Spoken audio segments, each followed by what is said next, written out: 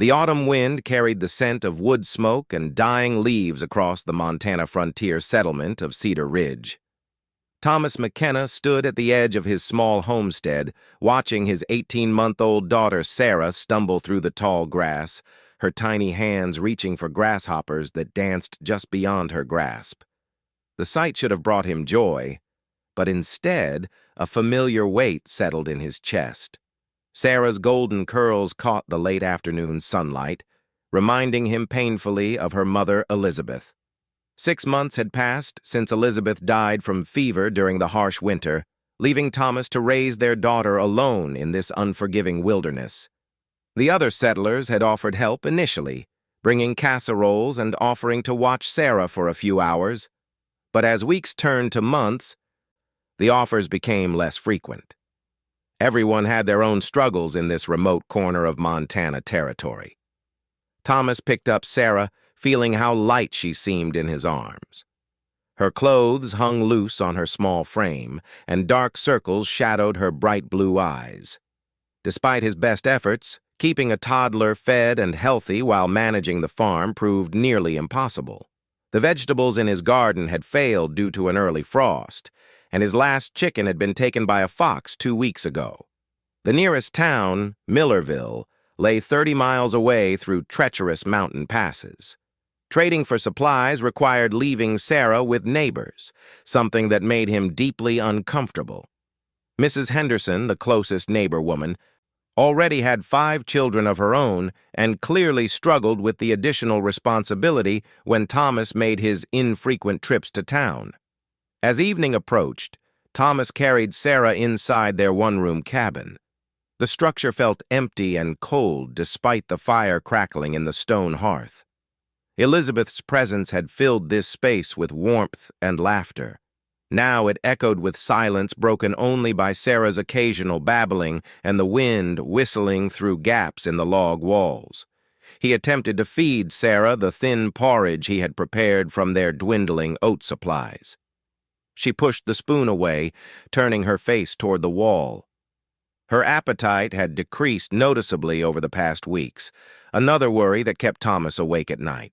Without proper nutrition, he feared she would not survive another harsh Montana winter. That night, as Sarah slept fitfully in the wooden cradle Elizabeth had insisted Thomas build before her birth, he sat at the rough wooden table and tried to plan their future. His farming skills were adequate, but managing a homestead alone while caring for an infant required abilities he simply did not possess. The isolation was slowly crushing his spirit, and he worried constantly about what would happen to Sarah if something happened to him. The next morning brought an unexpected encounter that would change everything. Thomas had ventured to the creek behind his property to fetch water, carrying Sarah on his hip. The autumn air was crisp, and frost still clung to the grass in shadowed areas. As they approached the water's edge, he noticed movement in the willow trees that lined the creek bank. A young Chinese woman emerged from the undergrowth, carrying a woven basket filled with wild herbs and roots. Thomas stopped abruptly, surprised to encounter anyone in this remote area. Chinese immigrants were rare in this part of Montana, and seeing a woman alone in the wilderness was highly unusual. She appeared to be in her early 20s, with long black hair braided down her back and wearing practical clothes adapted for frontier life. Her movements were confident and purposeful as she gathered plants, suggesting familiarity with the terrain. When she noticed Thomas and Sarah, she straightened and studied them with intelligent dark eyes. For a moment, they simply observed each other across the creek. Sarah stirred in Thomas's arms, letting out a small whimper that broke the silence. The sound seemed to draw the woman's attention more closely to the child, and her expression shifted from cautious curiosity to what appeared to be concern. The woman approached the creek bank cautiously, her gaze alternating between Thomas and Sarah. She spoke softly in accented English, her voice carrying a musical quality despite her obvious uncertainty with the language. "Your baby," she said, pointing gently towards Sarah. "She looks very thin. Very tired." Thomas felt defensive initially, but the woman's tone held no judgment, only genuine worry.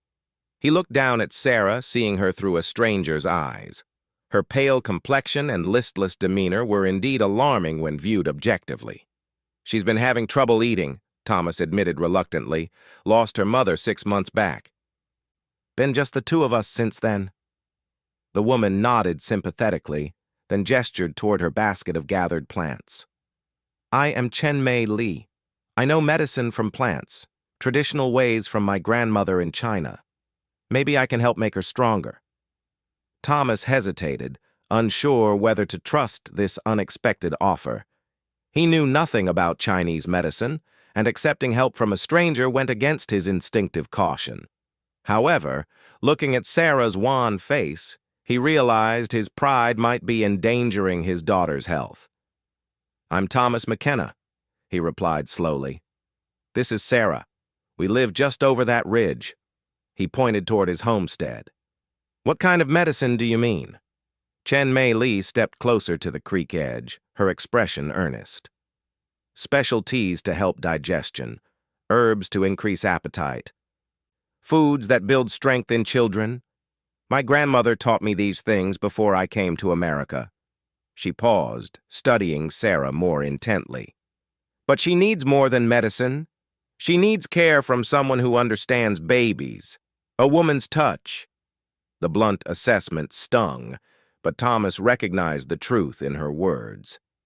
Despite his devotion to Sarah, he lacked knowledge about infant care that seemed to come naturally to women. Elizabeth had handled most of Sarah's daily needs, and Thomas had simply helped when asked. "Are you offering to help?" Thomas asked carefully. Chen-Mei Li looked thoughtful for a moment, then nodded slowly. "I have knowledge, but no family to care for. You have family, but need knowledge. Perhaps we can help each other." Thomas felt a mixture of hope and uncertainty. The offer seemed almost too good to be true, yet he sensed sincerity in the woman's manner. Sarah chose that moment to begin crying, a weak sound that emphasized her frailty. "Where do you live?" Thomas asked. "Do you have family nearby?" A shadow crossed Chen-Mei Li's features. "I work at the railroad camp 15 miles east, cook and wash clothes for workers, but camp is no place for women alone. Men there." She trailed off, but her meaning was clear. Thomas understood the implications. Railroad construction camps were notoriously rough places, filled with men far from civilization's constraints. A woman alone in such an environment faced constant danger. "The railroad work is seasonal," she continued. "When weather gets bad, camp closes. Workers go to cities. I will have nowhere to go." An idea began forming in Thomas's mind, though he hesitated to voice it immediately. The arrangement she seemed to suggest went far beyond simple neighborly assistance. Having a Chinese woman live at his homestead would certainly raise eyebrows among the other settlers, possibly creating social problems he had not considered. Yet as he looked at Sarah's pale face and remembered the sleepless nights spent worrying about her health, practical concerns outweighed social considerations. His daughter's survival mattered more than gossip from neighbors. "You would stay at our place?" Thomas asked directly. "Take care of Sarah while I work the farm?" "If you permit this," Chen-Mei Li replied carefully. "I ask only for safe place to sleep and food to eat. I will care for your daughter as if she were my own sister." The sincerity in her voice convinced Thomas more than any elaborate promises could have. He made his decision quickly before doubt could change his mind. "Come back with us now," he said. "Let's see if you can help Sarah eat something. If this works out, we can discuss longer arrangements." Chen-Mei Li nodded and gathered her herb basket. As they walked toward Thomas's homestead, she began pointing out various plants growing along their path, explaining their medicinal properties in her careful English. Her knowledge impressed Thomas, who had lived on the frontier for 3 years, but had learned to identify only the most basic, edible, and dangerous plants. When they reached the cabin, Chen Mei Li examined the dwelling with practical eyes, noting the gaps in the walls, the inadequate food supplies, and the general signs of a man struggling alone. She said nothing critical, but Thomas could see her mental assessment of the challenges they all faced. Inside the cabin, she immediately focused on Sarah, speaking to the child in a gentle mixture of English and Chinese. Her manner was naturally maternal, and Sarah seemed to respond positively to the attention. Chen Mei Li examined the baby carefully, checking her color, feeling her forehead for fever, and observing her breathing. "She is weak, but not sick," Chen Mei Li announced finally. "With proper food and care, she will become strong again. But this will take time and patience." She began unpacking her herb basket, explaining each plant's purpose as she prepared a mild tea. "This will help her stomach accept food better. This one gives energy. And this helps babies sleep peacefully." Thomas watched in amazement as Chen Mei Li transformed his simple cabin into what seemed like an efficient nursery.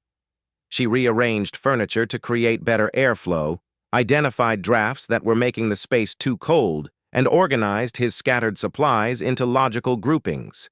When she offered Sarah the herbal tea in small sips, the baby actually accepted it willingly. For the first time in weeks, Sarah finished an entire feeding without fussing or pushing the food away. "This is remarkable," Thomas said quietly.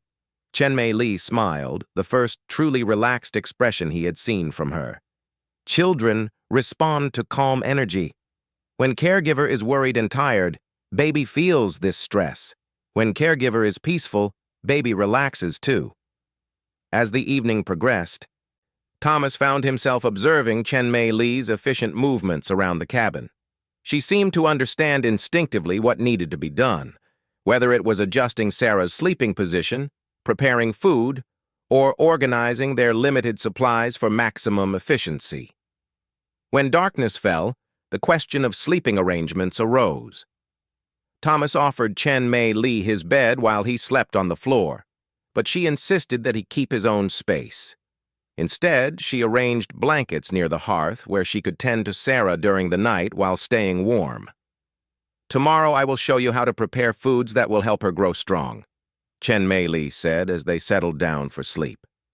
"And I will teach you to recognize when she is truly sick versus when she is simply unhappy."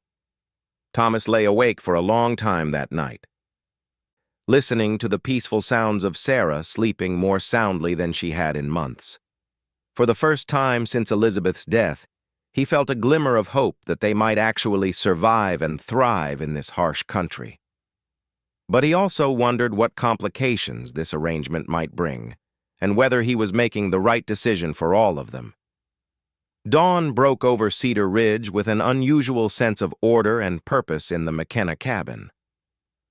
Thomas woke to the smell of something delicious cooking and the sound of Sarah babbling contentedly. For a moment, he thought he was dreaming of the days when Elizabeth was alive. Then he remembered Chen Mei Li and sat up quickly. She was at the hearth, stirring something in his largest pot, while Sarah sat nearby on a blanket, playing with wooden spoons.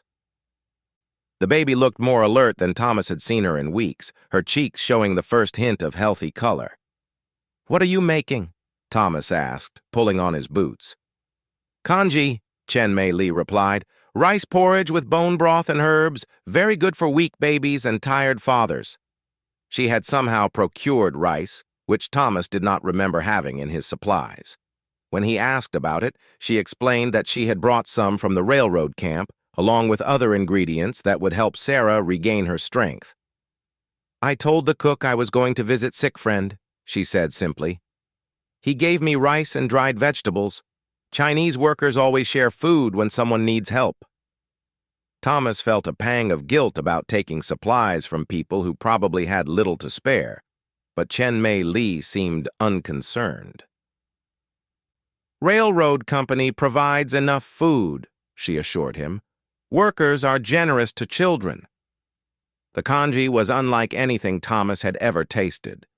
The rice had been cooked until it was soft and creamy, and the herbs added flavors that were completely foreign, but somehow comforting. Sarah ate more than Thomas had seen her consume in days, reaching eagerly for each spoonful. After breakfast, Chen Mei Li announced that she needed to return to the railroad camp to collect her belongings and inform her supervisor that she would not be returning. "But first, I teach you to make this food correctly. Sarah will need it every day until she is stronger." She spent the morning showing Thomas how to prepare various Chinese dishes using ingredients that could be found locally or traded for in town. She identified wild plants around his property that could be used for nutrition and medicine, many of which he had previously ignored or considered weeds. "Americans waste much food that grows freely," she observed, collecting tender leaves from plants Thomas had been pulling up as nuisances. "In China, we use everything nature provides." Her knowledge extended far beyond cooking and medicine. She examined his struggling vegetable garden and immediately identified problems with soil drainage and plant spacing.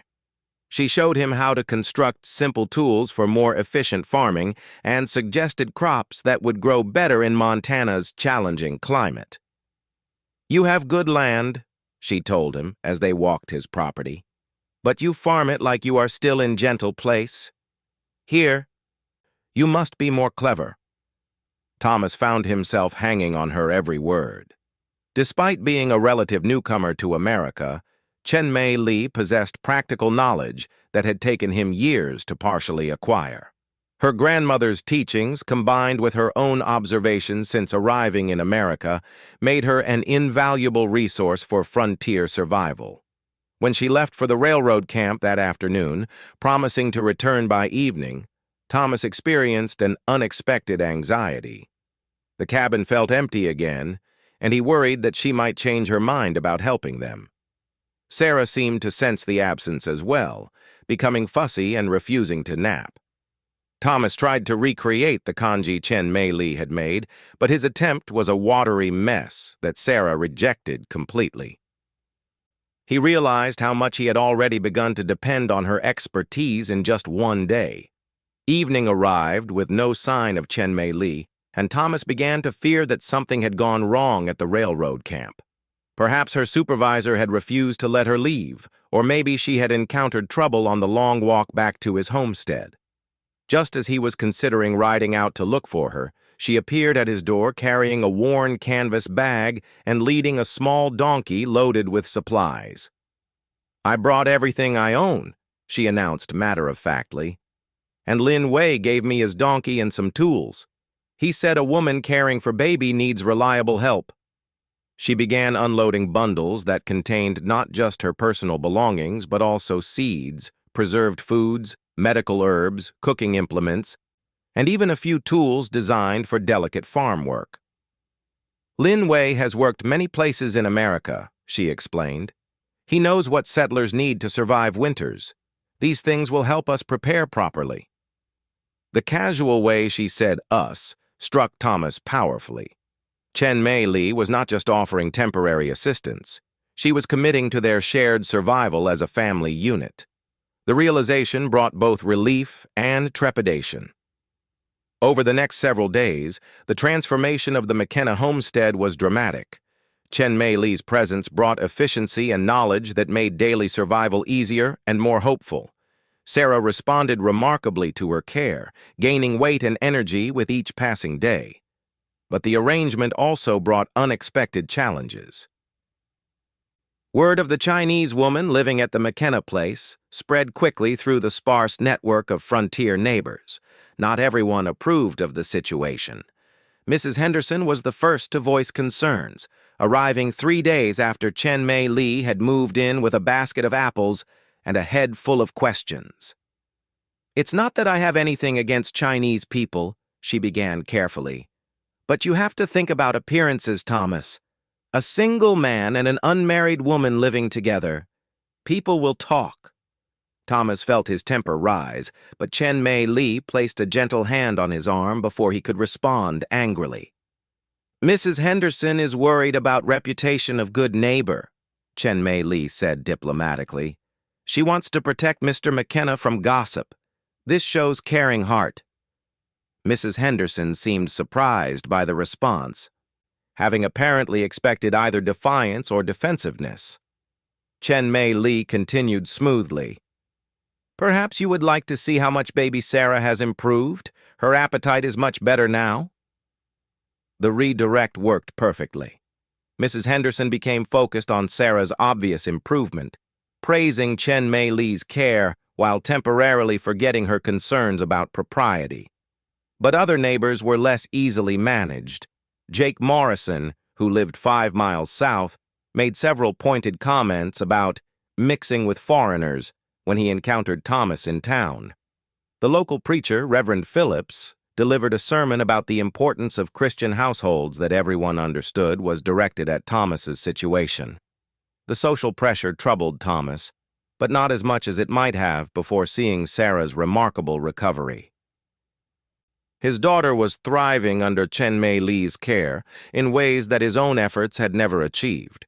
Her health and happiness outweighed any concerns about neighborhood gossip. Chen Mei Li seemed less concerned about the social complications than Thomas expected. People always suspicious of what they do not understand, she told him one evening as they prepared dinner together. In China, my village suspicious of me because I learned to read. Here, Americans suspicious because I am Chinese. Suspicion is normal thing. Her practical acceptance of prejudice impressed Thomas. Rather than becoming defensive or angry about unfair treatment, she simply continued to prove her worth through actions.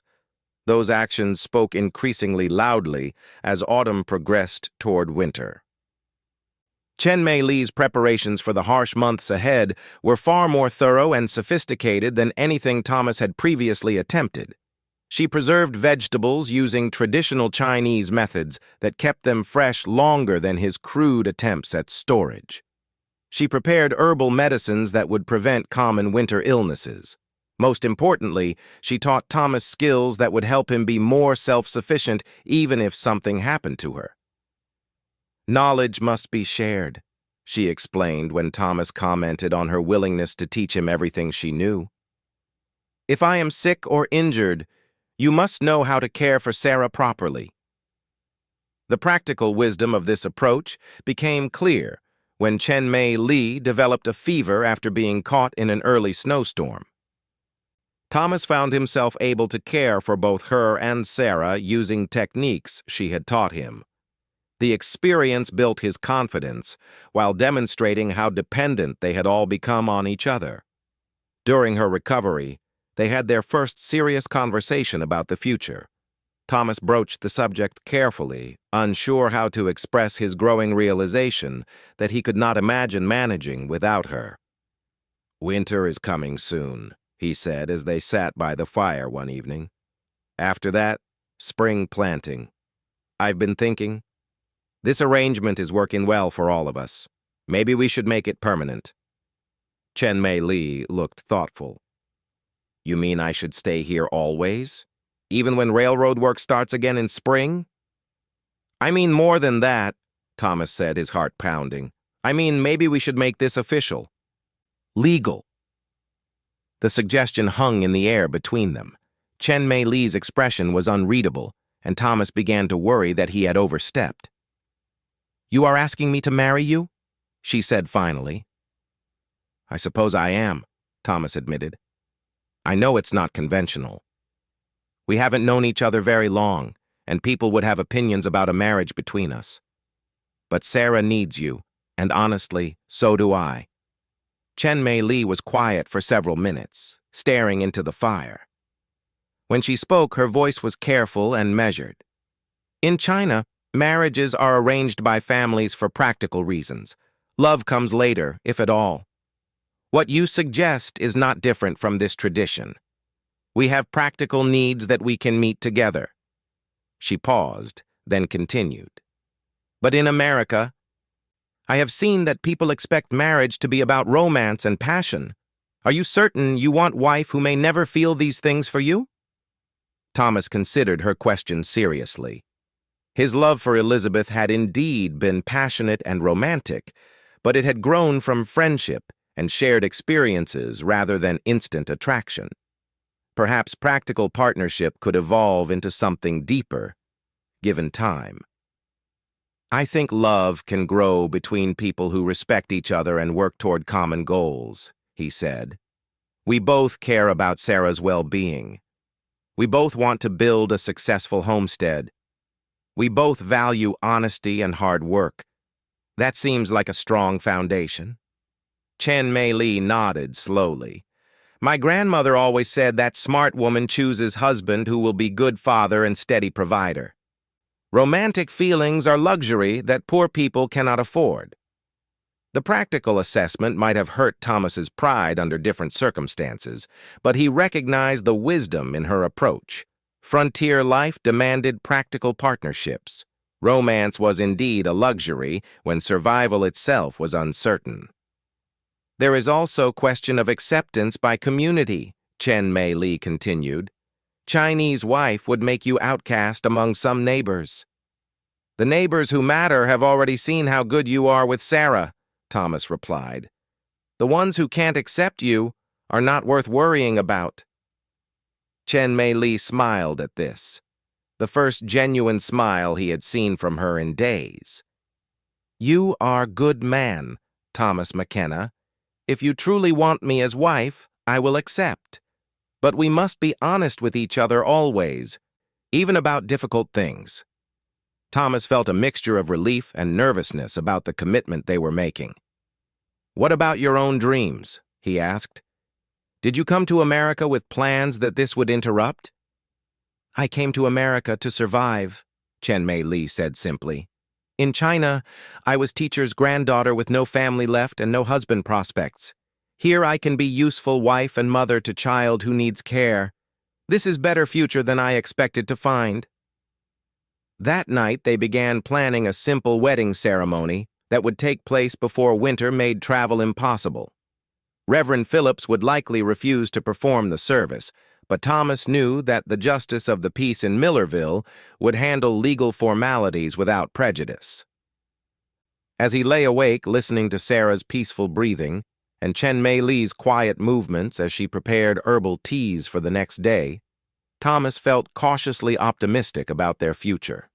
The arrangement might have begun as desperate necessity, but it was developing into something that felt like the foundation for genuine partnership.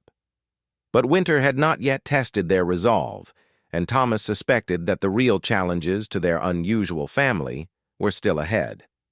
The wedding took place on a crisp October morning in Millerville, with only the justice of the peace and 2 required witnesses present. Chen Mei Li wore a simple blue dress she had sewn herself, while Thomas put on his only good suit, carefully preserved since Elizabeth's funeral. Sarah, now noticeably plumper and more energetic, gurgled contentedly in Chen Mei Li's arms throughout the brief ceremony. Justice Hawthorne performed the legal formalities efficiently, though Thomas noticed the man's surprised expression when he first saw the bride. To his credit, Hawthorne asked no questions and treated Chen Mei Li with the same respect he would show any other bride. You folks planning to stay in the territory? Hawthorne asked as he completed the marriage certificate. Permanently, Thomas replied firmly. We're building a homestead near Cedar Ridge. Good country for farming if you know what you're doing, Hawthorne observed. You'll want to register your land claim properly once spring comes. Government's getting stricter about documentation. On the ride back to Cedar Ridge, Chen Mei Li seemed thoughtful and quiet. Thomas wondered if she was having second thoughts about their arrangement, but when he asked, she shook her head. I am thinking about my grandmother, she said. She would approve of this marriage, practical choice that provides security for everyone involved. She paused, adjusting Sarah's position in her lap. But she would also warn me that hardest test of marriage comes when people are trapped together during difficult times. Winter arrived early that year with heavy snows beginning in November and continuing relentlessly through February. The cabin that had once felt spacious for Thomas and Sarah became cramped quarters for 3 people and their accumulated supplies. Chen Mei Li's preparations proved invaluable during the long months of isolation. Her preserved vegetables supplemented their diet when fresh food became unavailable. Her herbal medicines prevented the respiratory illnesses that typically claimed lives during harsh winters. Most importantly, her calm presence kept spirits high when cabin fever might have driven them to desperation. But the confined living arrangements also created tensions that had not existed during their courtship period. Thomas had habits developed during years of bachelor life that annoyed his new wife. He left tools scattered around the cabin, forgot to bank the fire properly at night, and had a tendency to track mud across floors that Chen Mei Li kept meticulously clean. Chen Mei Li had her own peculiarities that Thomas found challenging. She hummed constantly while working, which he initially found charming but eventually discovered could be maddening during long winter days. She rearranged his possessions to suit her own organizational system without consulting him. Most frustratingly, she had strong opinions about the correct way to do almost everything, from splitting wood to feeding Sarah. Their first serious argument erupted during a February blizzard when Thomas attempted to venture outside to check on their animals, despite Chen Mei Li's warnings that conditions were too dangerous. "The horses need water," Thomas insisted, pulling on his heavy coat. "I can't let them suffer because I'm afraid of a little wind." "Little wind," Chen Mei Li replied sharply. "This storm will kill you in minutes if you lose your way. Animals can survive one day without fresh water." "Sarah cannot survive without father?" Thomas felt his masculine pride challenged by the implication that he could not handle frontier conditions. "I've been managing this homestead for 3 years without help," he snapped. "I know when it's safe to go outside." "You have been managing poorly," Chen Mei Li shot back. "When I arrived, your daughter was starving and you were failing at everything. Do not lecture me about frontier survival." The harsh words stung because they contained truth that Thomas preferred not to acknowledge. He had indeed been struggling before Chen Mei Li's arrival, and her help had been essential to their survival. But hearing his failures stated so bluntly triggered anger and defensiveness. He stomped toward the door, determined to prove that he could handle the storm. Chen Mei Li caught his arm, her grip surprisingly strong. "If you go outside now, you prove nothing except that male pride is more important to you than your daughter's welfare," she said quietly but firmly. "Is that what you want Sarah to learn about her father?" The mention of Sarah stopped Thomas cold. He looked at his daughter, who was watching the argument with wide, worried eyes. The sight of her distress deflated his anger instantly. "You're right," he admitted reluctantly. "The storm is too dangerous. I'm sorry for being stubborn." Chen Mei Li nodded and released his arm. "In marriage, being right is less important than keeping family safe. This is a lesson my grandmother taught me." The argument marked a turning point in their relationship. They began having honest conversations about their expectations and frustrations instead of letting resentments build silently. Thomas learned to ask Chen Mei Li's opinion before making decisions that affected the household, while she made efforts to explain her reasoning instead of simply issuing directives. Spring's arrival brought new challenges along with relief from winter's confinement. The railroad construction crews returned to the area, including some of Chen Mei Li's former colleagues from the work camp. Their presence reminded Thomas that his wife had connections to a world he did not understand and could not fully share. Lin Wei, the worker who had given Chen Mei Li the donkey, visited their homestead several times during the spring months. He brought news from other Chinese immigrants scattered throughout Montana Territory and shared vegetable seeds that would grow well in their climate. His visits were clearly innocent and helpful, but Thomas found himself feeling jealous of the easy conversation between Chen Mei Li and Lin Wei in their native language. "What do you two talk about for so long?" Thomas asked after one of Lin Wei's visits. He tells me news from China, Chen Mei Li replied. Letters from other immigrants, stories about families back home, things that would not interest you. Thomas detected a note of sadness in her voice that he had not noticed before.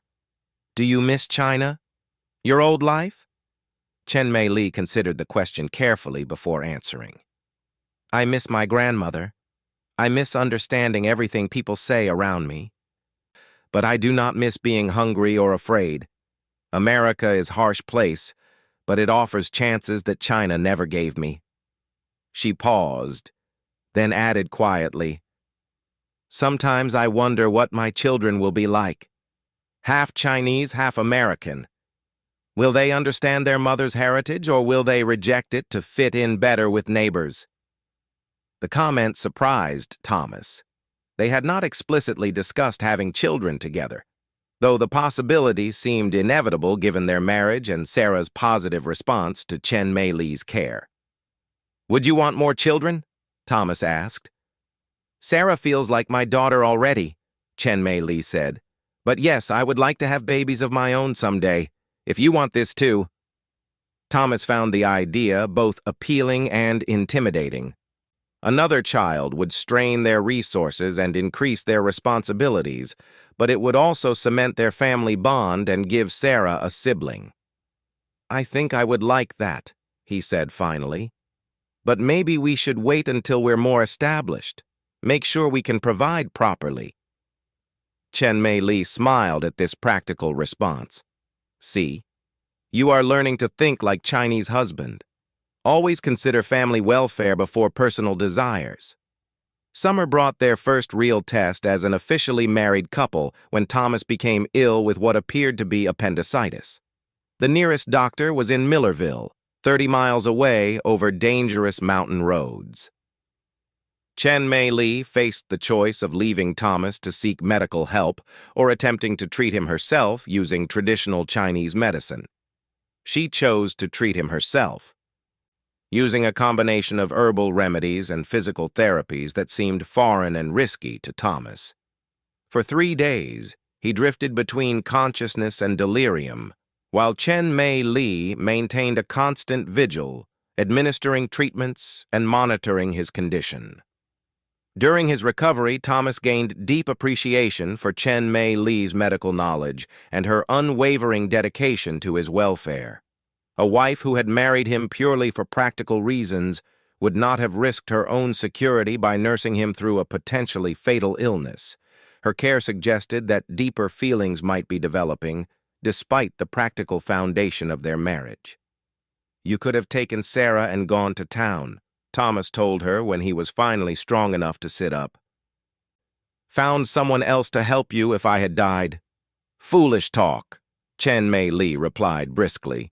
Wife does not abandon sick husband. Besides, Sarah needs her father. I could not take away the only parent she remembers. But Thomas noticed that she seemed shaken by how close he had come to death.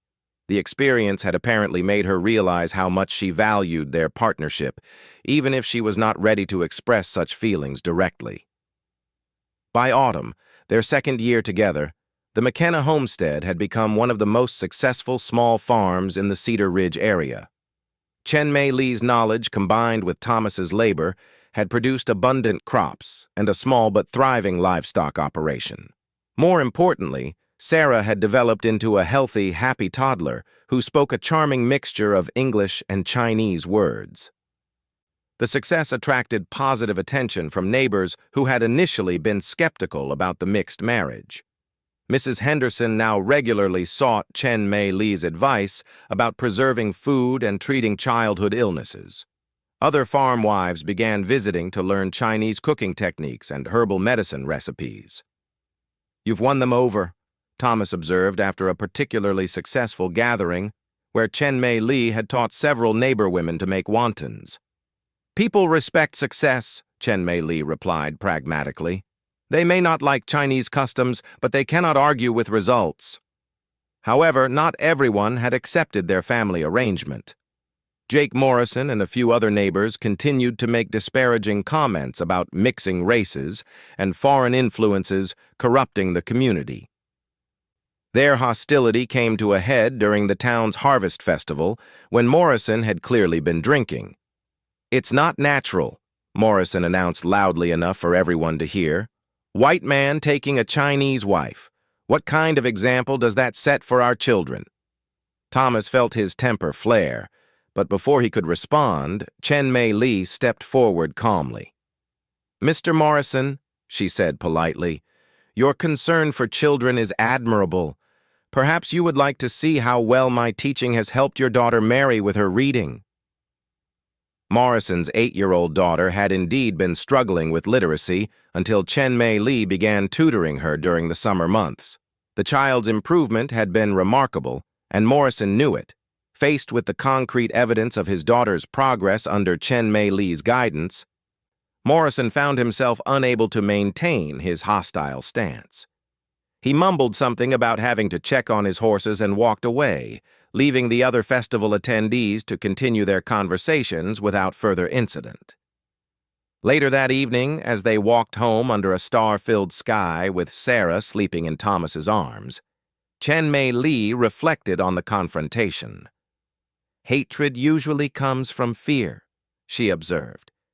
"Mr. Morrison fears that Chinese ways will replace American traditions.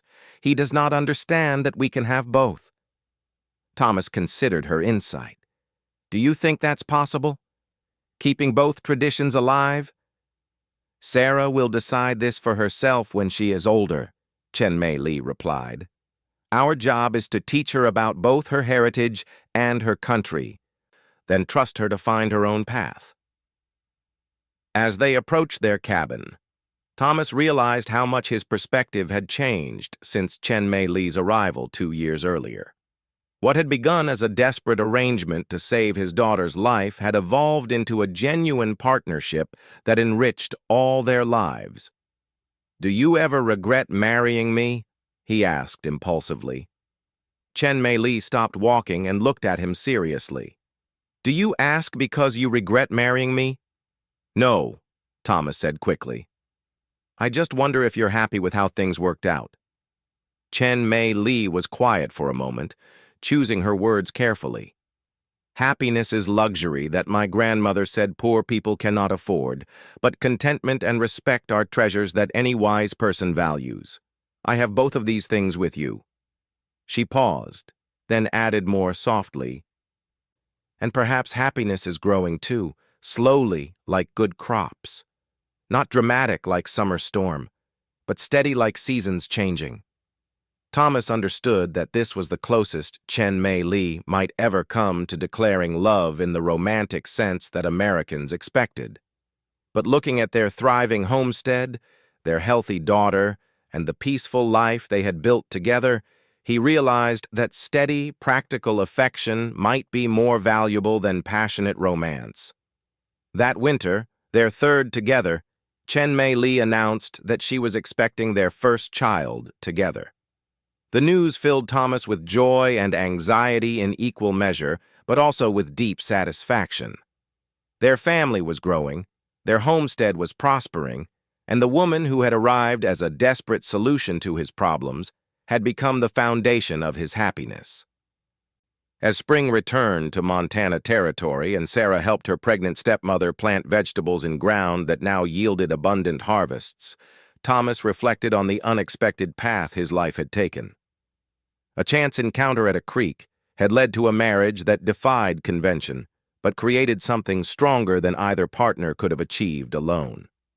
The Chinese girl who had questioned whether his baby needed care had remained to provide not just the care that was needed, but the love that made their frontier home feel complete.